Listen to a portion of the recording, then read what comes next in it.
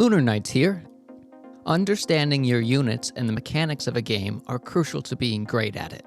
But in the end, Advanced Wars is still a strategy game, so to win, you're going to need a strategy to do just that. How you start your battle will set the course for the rest of the match. A bad start sets you up with a disadvantage that can easily spiral into a crushing defeat.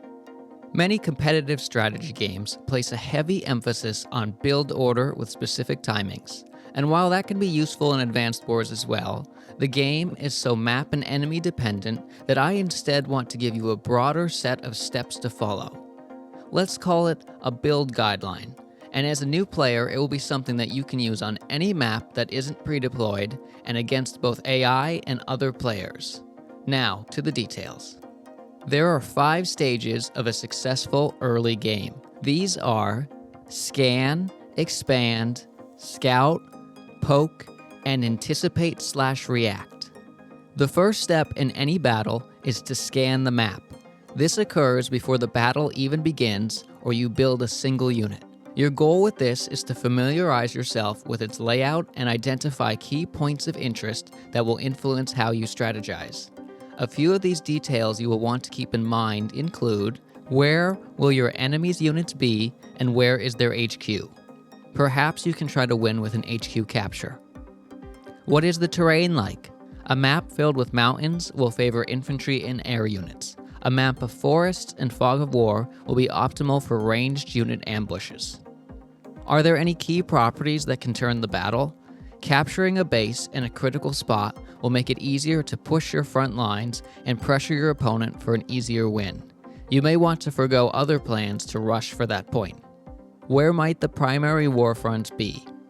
Identify where you are most likely to engage your enemy, as well as where they might attempt a flank, so you will know where to plan defenses. Usually, this will be around the midpoint of your base and theirs, or near key properties. There are no limits on turns in Advanced Wars, so take as much time for this step as you need. Step 2 is to expand. On your first turn, you will build infantry on most or all of your bases, and then use them to capture new properties. The goal at this stage of the game is to bolster your income so you can buy more units. If you have identified a key property you want to rush for, you might expand slower around your base by building fewer infantry to instead purchase a transport to get deeper into the map faster. Step 3 is where you will shift some of your focus towards scouting your enemy. Knowledge is power, and your goal is to try and figure out where they are going and what they are building so you can counter it. Assuming you are in fog of war, the best way to do this is to build an early game recon to take advantage of its high mobility and amazing sight range. I like to build one of these around day 3 or 4, if I can, and zip it over into enemy territory before I need to worry about bumping into a tank. Step 4 builds off of Step 3. The capture game, a term for the rush to capture properties and generate war fronts, is the most important part of Advanced Wars. Your goal is to always aim to have more income than your opponent. If you build an early recon, you can run around enemy territory with little resistance, taking advantage of its range to harass enemy infantry to slow down their capture game and delay their income. Take note that your goal here isn't usually to destroy units, but simply to hurt them so that it will take more than 2 turns to capture a property. Every property owned is worth 1,000 funds, enough for 1 infantry unit. So every property you deny is the potential for 1 more unit in your army over theirs.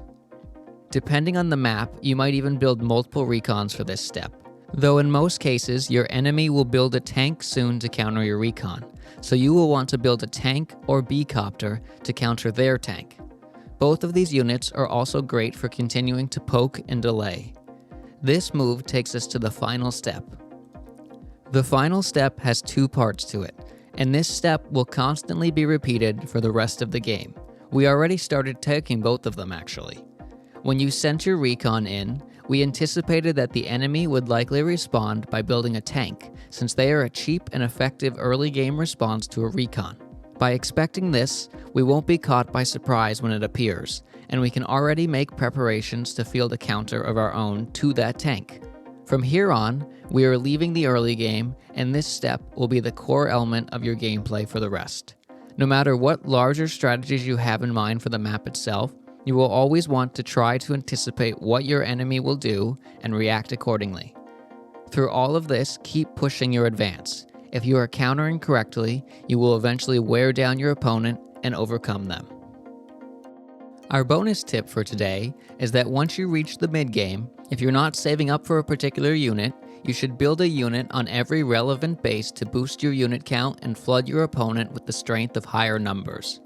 Advanced Wars is a turn-based tile game, which means that even if a unit might crush a weaker unit, it still can only take one turn. You can use cheap fodder units like infantry to block those strong units and make them waste their precious turns. Additionally, even if your units are weaker individually, having more units that are able to attack or initiate captures in a turn makes for a stronger offense collectively.